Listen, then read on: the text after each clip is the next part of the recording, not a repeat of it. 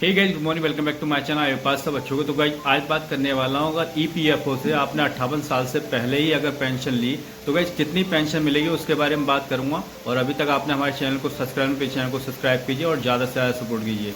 तो गाइस आइए फटाफट से पेंशन के बारे में बात कर लेते हैं कि 58 साल से पहले आपको कितनी पेंशन मिलेगी। तो गाइज आइए फटाफट से बात कर लेते हैं ईपीएफओ से 58 से पहले ही ली पेंशन तो कितनी मिलेगी आपको पेंशन, और पेंशन से जुड़े नियम क्या हैं उनके बारे में फटाफट से बात करेंगे। अगर आप नौकरी पेशा हैं तो हर महीने ईपीएफ में कंट्रीब्यूशन करते होंगे। लगातार 10 सालों तक कंट्रीब्यूशन करने वाले लोग ईपीएफओ से रिटायरमेंट के बाद पेंशन पाने के हकदार हो जाते हैं। आमतौर पर ईपीएफओ से ये पेंशन 58 साल की उम्र पर मिलती है। पेंशन की गणना सदस्य की पेंशन योग्य सेवा के आधार पर की जाती है, लेकिन अगर कोई व्यक्ति चाहे तो 58 वर्ष से पहले या बाद में पेंशन ले सकता है। इसके लिए ईयरली पेंशन का विकल्प होता है, लेकिन ऐसे में आपको वो पेंशन नहीं मिलती जो 58 की उम्र पर मिल सकती है। तो गाइस ईपीएफओ पेंशन से जुड़े नियमों के बारे में फटाफट से जान लेते हैं। अर्ली पेंशन का ये नियम कौन सा है? अगर आपकी उम्र 50 साल से 58 साल के बीच है तो ही आप अर्ली पेंशन के लिए क्लेम कर सकते हैं, लेकिन इसमें आपको पेंशन कम मिलती है। आप 58 साल की उम्र से जितने पहले पैसे निकालेंगे आपको हर साल के लिए 4% की दर से पेंशन घटकर मिलेगी।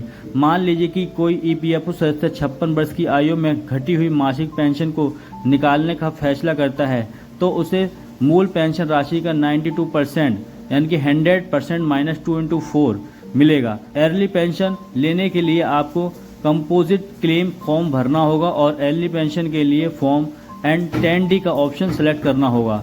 60 की उम्र पर मिलेगी बढ़ी हुई पेंशन।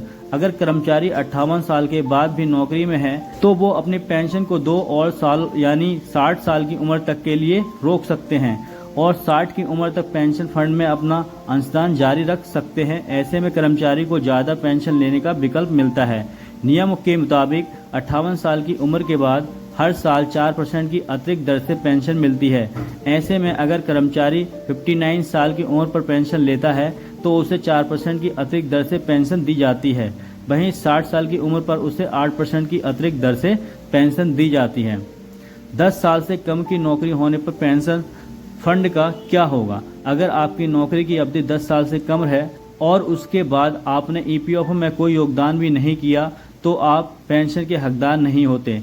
ऐसी स्थिति में आपके पास 2 विकल्प होते हैं। पहला, अगर आप नौकरी नहीं करना चाहते हैं तो आप पीएफ की रकम के साथ पेंशन की रकम की भी निकासी कर सकते हैं। दूसरा विकल्प ये है कि अगर आपको लगता है कि आप भविष्य में फिर से नौकरी ज्वाइन करेंगे तो आप पेंशन स्कीम सर्टिफिकेट ले सकते हैं। ऐसे में आप जब भी नई नौकरी को ज्वाइन करेंगे तो इस सर्टिफिकेट के जरिए पिछले पेंशन अकाउंट को नई नौकरी में जुड़वा सकते हैं। इससे नौकरी की 10 साल अवधि में जितनी कमी है उससे अगली नौकरी में पूरा कर सकते हैं और 58 की उम्र में पेंशन पाने के हकदार बन सकते हैं। तो गाइस ये है। तो गाइस आई होप वीडियो आपको अच्छी लगी, लाइक करें, शेयर करें, कमेंट करें और चैनल को जरूर सब्सक्राइब करें। Love you all guys.